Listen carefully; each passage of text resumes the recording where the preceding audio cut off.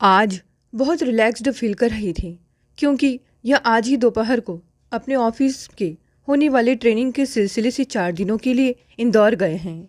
वैसे यह बाहर का खाना पसंद नहीं करते, इसीलिए कुछ लंबे समय के लिए टिक कर रहने वाली चीज़ें बनाकर मैंने उन्हें पैक करके दे दिया।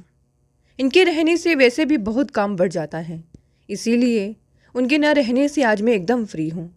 अब रात का खाना भी नहीं बनाना है क्योंकि दोपहर का ही बहुत कुछ बचा हुआ है। बस फिर क्या था, मैं जुट गई अपनी पसंदीदा कामों में। 7 बज रहे होंगे कि गीतिका दी का फ़ोन आ गया। यह देखकर लतिका की खुशी का ठिकाना न रहा। वह समझ गई कि ज़रूर कोई ख़ास बात होगी जिसकी वजह से उन्होंने इस समय फ़ोन किया, वरना वह रोज़ रात 10-11 बजे फ़ोन करती हैं। हेलो दी, कैसी हो? आज आपने इस वक्त फ़ोन कर दिया। क्या बताऊं, मुझसे सब्र ही नहीं हो रहा था। क्यों, ऐसी क्या बात हो गई? अरे रितिका का रिश्ता पक्का हो गया है, बस चट मंगनी पट ब्याह होना है। आज से ठीक 10 दिन बाद एंगेजमेंट का कार्यक्रम है और उसके अगले दिन ही शादी है। तुम सबको आना है। यह भी कोई कहने की बात है दी, मैं ज़रूर आऊँगी। मैं तेरी ही बात नहीं कर रही हूँ, बल्कि सुकांत को, आराध्या और राहुल को भी आना है। सुकांत की मैं नहीं कह सकती, राहुल के अगले महीने इम्तिहान हैं। एक को उसके साथ घर पर रहना होगा। मैं और आराध्या जरूर आएंगे, यह तो पक्का है। कुछ दामाद के बारे में भी तो बताओ, लतिका ने कहा। तो गीतिका दी फ़ोन पर उसी सारी बातें विस्तार से बताने लगी। बातें करते हुए दोनों को 1 घंटा हो गया था। तभी आराध्या ने आवाज़ लगाई, मम्मी, बाहर से कोई आया है आपसे मिलने। अच्छा दी, बाद में बात करती हूँ, कहकर उसने फ़ोन रख दिया। खुशी के मारे उसके पैर धरती पर नहीं पड़ रहे थे। गीतिका दी रितिका के रिश्ते को लेकर कब से परेशान थे। इतना पढ़ने लिखने के बाद भी उसके लिए कोई अच्छा रिश्ता नहीं मिल रहा था। अब ऊपर वाले ने उसकी सुन ली थी और झट से उसका रिश्ता तय हो गया था। लड़का मल्टीनेशनल कंपनी में इंजीनियर था, अच्छा खासा परिवार था, वहाँ कोई कमी नहीं थी। लतिका ने खुशखबरी आराध्या और सुकांत को फ़ोन करके भी सुना दी। मम्मी, रितिका दी की शादी में बहुत मज़ा आएगा। मैं पूरे 1 हफ्ते वहीं रहूँगी, आराध्या बोली। यह क्या कह रही हैं? शादी के माहौल में इतने दिन कैसे रहा जा सकता है? मम्मी, यही तो मौका है सबसे मिलने का। शादी में हमारी सारी कज़न आएंगे। वैसे उनसे व्हाट्सएप पर चैट तो हो जाती है, लेकिन आमने सामने बात करने का मज़ा ही कुछ और है। यह सब छोड़ो, पहले शादी के लिए ड्रेस तैयार करवानी है, समय बहुत कम है। आप ठीक कह रही हैं मम्मी, हम कल ही बाजार जाकर सबसे पहले अपने लिए ड्रेस तैयार करवा लेते हैं, बाकी काम तो होते रहेंगे, आराध्या बोली। माँ बेटी दोनों ही शादी की तैयारी में उसी दिन से जुट गई थी। लतिका को अब इससे आगे कुछ सूझ नहीं रहा था। सुकांत फ़ोन पर बोली, लतिका, मैं 1 दिन के लिए ही शादी में आ सकता हूँ, उसे ज़्यादा नहीं। बेटे के इम्तिहान सिर पर हैं और ऊपर से यह ट्रेनिंग। जैसे तैसे ही मैं शादी में शामिल हो पाऊँगा। मैं इस समय इतना बड़ा रिस्क नहीं ले सकता। जैसा तुम्हें ठीक लगे। मैं तो आराध्या के साथ 2 दिन पहले ही चली जाऊँगी। आपको अभी से बता देती हूँ, तुम्हारी जो मर्जी हो वो करो। इस मामले में मैं कुछ नहीं बोलूँगा। मैंने अपनी दिक्कत तुम्हें बता दी है, बाकी उन लोगों से तुम खुद ही निपट लेना। 1 हफ्ता कब गुजर गया पता ही नहीं लगा। अब शादी में केवल 3 दिन रह गए थे। अगले दिन लतिका और आराध्या को शादी में गीतिका दी के घर जाना था। आराध्या बोली, मम्मी, आपने स्कूल से कितने दिन की छुट्टी ली है? 3 दिन, और क्या? बीच में 1 दिन इतवार है, कुल मिलाकर 4 दिन हो जाएंगे। आप चली आना, मैं तो वहीं रुकूंगी, आराध्या बोली।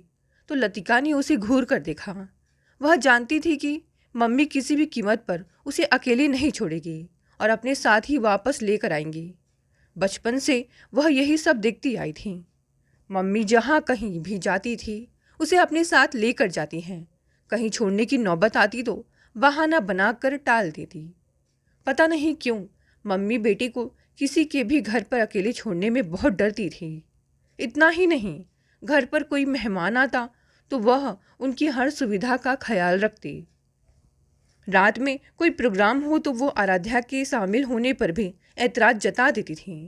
मम्मी का रुख देखकर आराध्या ने अब कुछ कहना ही छोड़ दिया था। अलीगढ़ से आगरा का केवल 2 घंटे का रास्ता था। वे टैक्सी से वहां पहुंच गए थे। उन्हें देखकर गीतिका दी बहुत खुश हुई।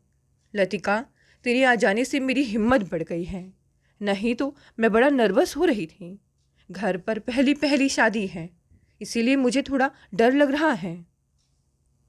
ऐसी कोई बात नहीं है दीदी, हम मिलजुल कर काम करेंगे तो सब कुछ अच्छे से निबट जाएगा। हाँ, यह बात तो है, लड़के वालों की कोई डिमांड नहीं है, वे बहुत शरीफ लोग हैं। इसी वजह से मुझे और ज़्यादा हिचक हो रही है।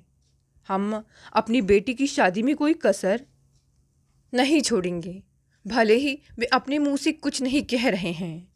काफ़ी देर तक वह बातें करती रहीं। आराध्या रितिका के पास आ गई और बोली, कैसे हैं हमारे जीजाजी? तुम खुद ही देख लेना।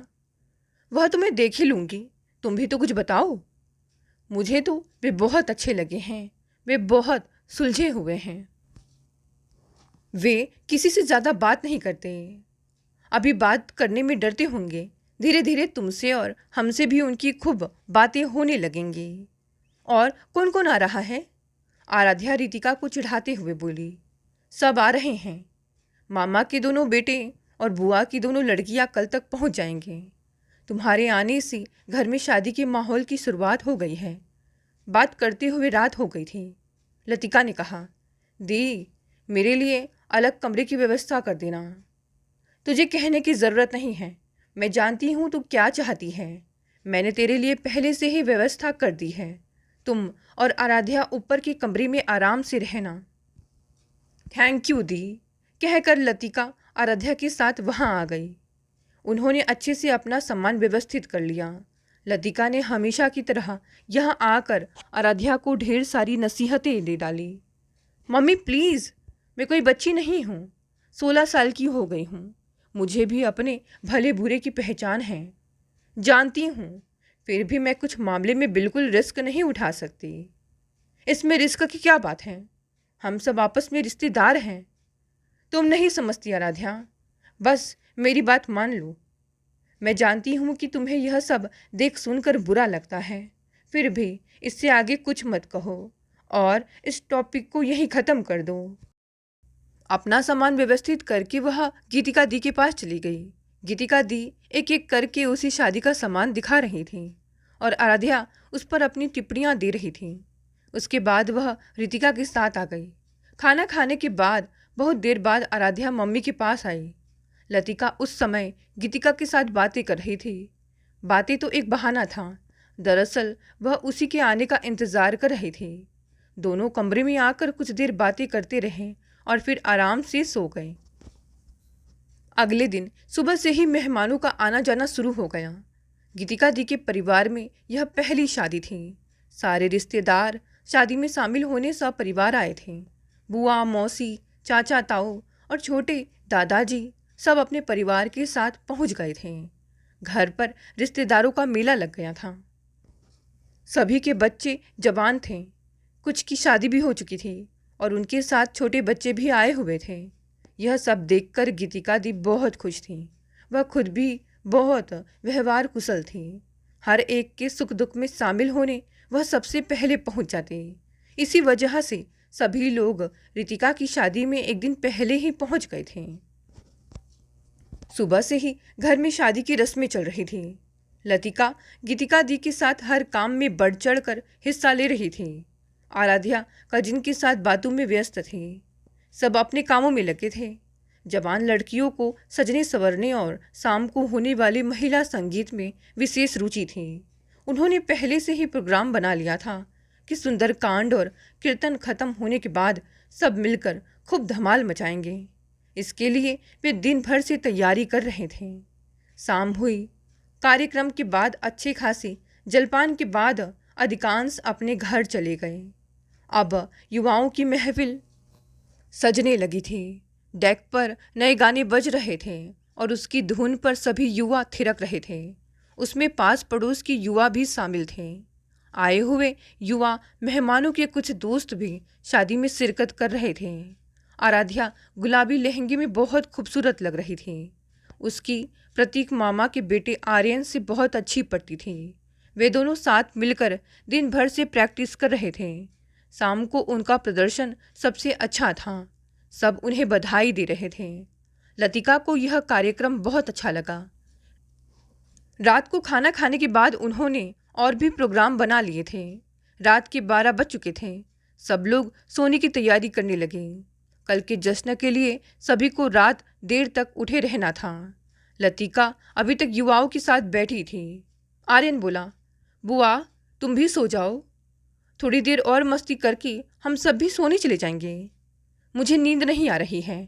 तुम लोगों के कार्यक्रम बहुत अच्छे लग रहे हैं। ऐसा मौका बार बार कहाँ मिलता है। जैसी आपकी इच्छा। मुझे लगा आप शायद जबरदस्ती यहाँ बैठी हैं। उसकी बात सुनकर आराध्या ने एक नज़र मम्मी पर डाली, लेकिन बोली कुछ नहीं। वह अच्छे से जानती थी कि मम्मी उसी की वजह से इतनी रात तक जागी हुई हैं, अन्यथा वे रोज 10 बजे ही सोने चली जाती हैं। लतिका के साथ के सभी लोग सोने जा चुके थे। एकमात्र वही थी जो उन युवाओं के बीच बैठकर उनके कार्यक्रम का मजा ले रही थी। रात के 1 बजे कार्यक्रम खत्म हुए और सब अपने अपने कमरों में सोने चले गए। आराध्या भी अपनी मम्मी के साथ कमरे में आ गई। लतिका को लग रहा था आज उसके कारण शायद वह आहत हुई है। लतिका बोली, सो जा बेटा, कल भी तुम्हें सारी रात जागना है। नींद की ज़रूरत मुझसे ज़्यादा आपको है मम्मी। आपकी नींद पूरी ना हो तो आप सुबह बड़ी चिड़ी चिड़ी सी हो जाती हैं। क्या ज़रूरत थी इतनी देर तक वहाँ बैठे रहने की। मुझे तुम्हारा डांस बहुत अच्छा लग रहा था। ज़्यादा बहाने बनाने की ज़रूरत नहीं है मम्मी। मुझे सब पता है कि आप मेरी चौकीदारी के लिए वहाँ बैठी थी ना। ऐसा क्यों सोचती है रे तू। मुझे तेरी चिंता रहती है बस। ऐसी चिंता किस काम की जिस पर मम्मी पापा चौकीदार नजर आने लगे। आराध्या की बात पर लतिका कुछ नहीं बोली और चुपचाप बिस्तर पर लेट गई। उसे समझ नहीं आ रहा था कि वे आराध्या को किस तरह समझाएं। आज के ज़माने में युवा लड़कियों को जितना खतरा बाहर से है, उससे अधिक खतरा अपने लोगों से है। बाहर वालों के खिलाफ तो खुलकर आवाज़ उठाई जा सकती है, लेकिन घर वालों के खिलाफ मुंह खोलने के लिए बहुत अधिक साहस चाहिए। यह सोचकर वह अतीत में गोते लगाने लगी। वह बचपन से मम्मी पापा के साथ कानपुर में रहती थी। शहर के नज़दीक होने की वजह से उनके घर मेहमानों का आना जाना लगा रहता था। ताऊ जी, चाचा जी, बुआ जी, मामा जी व अन्य दूर के सभी रिश्तेदार अक्सर मम्मी पापा से मिलने आ जाते। कभी कोई बीमार पड़ता तो वह उन्हीं के घर पर महीनों तक डेरा डाल लेता। मम्मी के दूर के बड़े भाई दिवाकर मामा के 2 जवान बेटे थे। उनमें से बड़े बेटे राजन की कम उम्र में ही शादी हो गई थी और वे एक कंपनी में नौकरी करते थे, जबकि छोटा बेटा अभी पढ़ाई कर रहा था। वह लतिका के बड़े भाई सुरेश का हम उम्र था। बचपन से लतिका उनके साथ घुली मिली थी। अक्सर वे उनके घर आते जाते रहते। दिवाकर मामा कानपुर में ही रहते थे। मम्मी अपने भतीजों को बहुत ध्यान रखती। एक बार राजन की तबीयत खराब हो गई। उनके फेफड़ों में पानी भर गया था। मामा को राजन की देखभाल करने में परेशानी हो रही थी। यह देखकर मम्मी ने उन्हें अपने घर बुला लिया, जिससे उनकी ठीक से हिफाजत हो सके। राजन की उम्र तकरीबन 26 साल की थी और वे एक बच्चे के पिता भी बन चुके थे। उनकी पत्नी मालती मामी गांव में थी। मम्मी ने बड़े भैया का कमरा उन्हें दे दिया। वह दिन रात उनकी खिदमत में लगी रहती, जिससे वे जल्दी ठीक होकर नौकरी पर चले जाएं। लतिका और उसका छोटा भाई विशाल एक ही कमरे में अलग बिस्तर पर सोते। मम्मी पापा का अलग कमरा था। लतिका के कमरे से लगा हुआ बड़े भैया का कमरा था।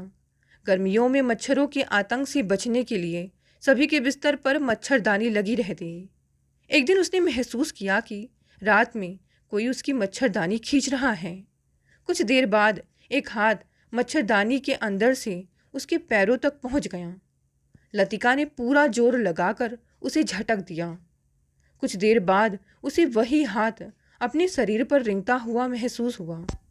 उसने उस पर दांत गड़ा दिए तो हाथ तेजी से मच्छरदानी से बाहर निकल गया। इस घटना के बाद वह सुकून से सो ना सकी। उसे महसूस हो गया कि यह किसका हाथ था, लेकिन वह कुछ कह नहीं पाई। सुबह उठकर उसने मम्मी से इसका जिक्र नहीं किया। छोटा भाई निश्चिंत होकर बगल की चारपाई में सोया था। उसे इसका इल्म तक ना था। दूसरे दिन उसने मम्मी से पूछा, राजन कब तक यहाँ रहेंगे? अभी उनकी तबीयत ठीक नहीं है, हो सकता है कि कुछ हफ्ते और लग जाएं। मम्मी, आप उन्हें उनके घर भेज दो ना। तुझे क्या परेशानी है उनसे? बेचारा एक कमरे में पड़ा रहता है। उसकी तबीयत सुधर जाएगी तो मैं खुद ही उसे जाने के लिए कह दूंगी। तू जानती है कि तेरी मामी यहाँ नहीं रहती। घर में उसकी देखभाल करने वाला कोई नहीं है। मम्मी बोली। अब उनकी तबीयत काफ़ी सुधर गई है। वे चाहे तो मामी को गांव से बुला सकते हैं। कैसी बहकी बातें कर रही है तू? वैसे भी सुरेश और उसमें क्या फ़र्क है? तुझे भी उसका ख्याल रखना चाहिए।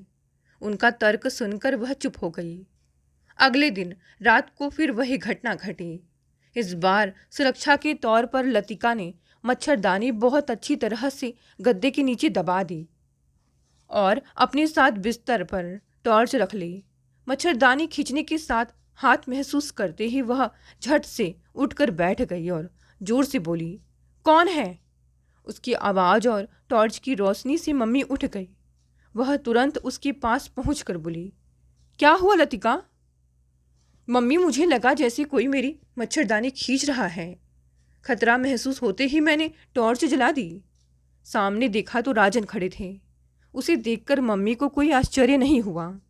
उन्होंने पूछा, क्या हुआ राजन, तुम यहाँ कैसे चले आए? वो बहुत जोर की ना प्यास लगी थी, पानी खत्म हो गया, वही लेने जा रहा था। शायद दरवाज़ा खुलने की वजह से लतिका डर कर उठ गई। कोई बात नहीं बेटा, तू आराम कर, मैं पानी लाकर रख देती हूँ, कहकर उसने जग भर पानी उनके कमरे में रख दिया। आज रात इतना कुछ अपनी आंखों से देखकर भी मम्मी को कुछ समझ नहीं आया था। लतिका परेशान थी कि यह बात उन्हें कैसे समझाए। सीधे इल्ज़ाम लगाने पर बात बहुत बढ़ सकती थी और अंत में ही उसे ही चुप करा दिया जाता। लिहाजा वह चुप रही। अगली रात सोने से पहले उसने मम्मी को हिदायत दे दी, मम्मी, राजन के कमरे में हर चीज़ पहले से ही रख दिया करो। जरा सी खटपट होने पर मेरी नींद खुल जाती है। मुझे रात में किसी का कमरे में आना अच्छा नहीं लगता। तुझे क्या हो गया है लतिका? कैसी बातें कर रही है? राजन सुनेगा तो क्या सोचेगा? सोचता है तो सोचने दो, मुझे किसी की परवाह नहीं है। इतना कहकर उसने बीच के दरवाजे पर कुंडी चढ़ा दी। लतिका को आश्चर्य हो रहा था कि इतना कुछ कहने पर भी मम्मी आंखें मूंदे थी और उसके इशारे नहीं समझ रही थी। लतिका सब कुछ जानते हुए भी चुप थी, इसीलिए उसकी हिम्मत ज़्यादा बढ़ गई। बीच का दरवाज़ा बंद हो जाने से राजन की उम्मीदों पर पानी फिर गया। एक बच्चे का पिता होने के बावजूद भी उसकी गंदी नज़र लतिका पर पता नहीं कब से लगी थी। अक्सर वह उसके लिए गिफ्ट ले आता और उसके साथ खुलकर बातें करता। उसे याद आ रहा था कि वे उसे अजीब तरीके से छूते, मगर वह उनके बहकावे में आ जाती तो सोचकर ही वह सिहर गई। लोकलाज के कारण उसे पता नहीं क्या कुछ झेलना पड़ता। मम्मी राजन पर कभी शक तक नहीं कर सकी। अब राजन को खुद वहाँ रहना अखरने लगा था। लतिका की निगाहों में उठने वाली नफरत को झेलने में वह समर्थ नहीं था। उसने इस बीच कई बार उससे बात करने की कोशिश की। उसके पास आते ही वह चुपचाप वहाँ से उठकर चली जाती। हफ्ते भर बाद राजन अपने पापा के घर चला गया था। इस घटना से लतिका ने महसूस किया कि बाहर वालों से ज़्यादा अपने लोग खतरनाक होते हैं। रिश्तों की आड़ में क्या कुछ कर गुजरते हैं, इसका किसी को एहसास तक नहीं होता। वे जानते हैं कि अपनों को बदनामी से बचाने व झूठी शान के लिए इस समाज में औरत की आवाज़ हर हाल में दबा दी जाएगी। लतिका की शादी के 2 साल बाद आराध्या पैदा हुई। उसने सोच लिया था कि वह अपनी बेटी को दुश्मनों से बचा कर रखेगी। वह बचपन से उसे एक रात के लिए भी किसी रिश्तेदार के घर अकेला नहीं छोड़ती। कई बार बड़े भैया ने कहा भी, लेकिन लतिका कोई ना कोई बहाना बनाकर टाल जाती। आराध्या को यह बात समझ आने लगी थी। वह कई मौक़ों पर मम्मी का विरोध भी करती। घर पर अक्सर मेहमान आते, लतिका उनका पूरा ख्याल रखती, लेकिन बेटी की सुरक्षा के लिए कोई रिस्क नहीं उठाती। उनकी गेस्ट रूम घर की छत पर अलग से बना कर रखा था, जिससे उनका वक्त बेवक्त उसके परिवार से कोई संपर्क न रहे। खाना पीना खिलाकर वह मेहमानों को गेस्ट रूम में ही टिका देती। पता नहीं उसके अंदर की दहशत ने उसे कितना हिला कर रख दिया था। नज़दीकी रिश्तों के प्रति उसकी आस्था ही खत्म हो गई थी। उसे लगता रिश्ते की आड़ में छुपे हुए भेड़िए कभी भी अपने ऊपर ही रिश्ते की चादर सरकाकर अपने असल रूप में आकर उसकी बेटी पर हमला कर सकते हैं। बहुत देर तक उसे अतीत में तैरते हुए नींद नहीं आ रही थी। अगली सुबह वह समय से उठ गई, लेकिन आराध्या देर तक सोती रही। उसने उसे उठाना उचित नहीं समझा। शादी की रात भी लतिका की नज़रें शादी की रस्मों के बीच उस पर ही लगी रही। रात के 3 बजे फेरे ख़त्म हो गए और उसके बाद वह आराध्या के साथ कमरे में आ गई। विदाई के समय सभी भावुक हो गए थे। 8 बजे रितिका की विदाई हो गई। घर सूना हो गया था। दोपहर तक अधिकांश मेहमान जाने लगे थे। आर्यन उससे और दी से मिलने आया। अच्छा बुआ, चलता हूँ। इतनी जल्दी क्या है, 1-2 दिन और रुक जाते, गीतिका बोली। जिस काम के लिए आए थे वह पूरा हो गया, घर जाकर पढ़ाई भी करनी है। वैसे आराध्या अभी 1-2 दिन और मौसी के पास रुकना चाहती थी, लेकिन मम्मी की वजह से कहने में हिचक रही थी। गीतिका दी खुद ही बोली। रितिका के जाने के बाद घर खाली हो गया है। लतिका आराध्या को कुछ दिन यहाँ छोड़ दे। नहीं दी, इसके पापा नाराज होंगे, हम फिर आ जाएंगे। यहाँ से अलीगढ़ है ही कितना दूर। जब तुम कहोगी तभी रितिका और दामाद जी से मिलने चले जाएंगे। अगले दिन वह बेटी के साथ घर वापस जा रही थी। आराध्या के मन में कई सवाल थे, लेकिन वह मम्मी से कुछ पूछने की हिम्मत नहीं कर पा रही थी। लतिका जानती थी कि आराध्या मम्मी के व्यवहार से नाखुश हैं, लेकिन वह मजबूर थी। वह अपनी मम्मी की तरह रिश्तों की छाँव में आंख मूंद कर निश्चिंत होकर नहीं रह सकती थी। शुक्र था जबानी में खुद सचेत रहने के कारण वह अपने को बचा पाई थी, नहीं तो उसके साथ कुछ बुरा घट सकता था। वह अपनी बेटी को ऐसी परिस्थितियों से दूर रखना चाहती थी। बाहर वाला कुछ गलत कर बैठे तो उसके विरुद्ध शोर मचाना आसान होता है, लेकिन अपनों के खिलाफ आवाज़ बुलंद करने के लिए कितना हौसला चाहिए, इसकी आराध्या कल्पना भी नहीं कर सकती। बेटी चाहे लाख नाराज होती रहे, उसे इसकी परवाह नहीं। उसे तो केवल भेड़ियों को रोकने की परवाह है। अपनेपन की आड़ में वे सब कुछ लूट कर ले जाते हैं और लूटने वाला उनके खिलाफ आवाज़ तक नहीं उठा पाता। खुद घर वाले उसकी आवाज़ को दबा देते हैं। अभी उसे कुछ समझाना बेकार है। धीरे धीरे अपने अनुभव से उसे बहुत कुछ पता चल जाएगा। तब उसे अपनी मम्मी की यह बात अच्छे से समझ आ जाएगी। यह सोचकर वह थोड़ी आश्वस्त हो गई और आराध्या की नाराज़गी को नज़रअंदाज कर उससे सहज होकर बातें करने लगी। दोस्तों, ये कहानी यहीं समाप्त हो गई। कहानी पसंद आए तो इसे लाइक और शेयर करें। नए हैं तो चैनल को भी सब्सक्राइब कर लें। धन्यवाद दोस्तों, मिलते हैं कल एक नई कहानी से।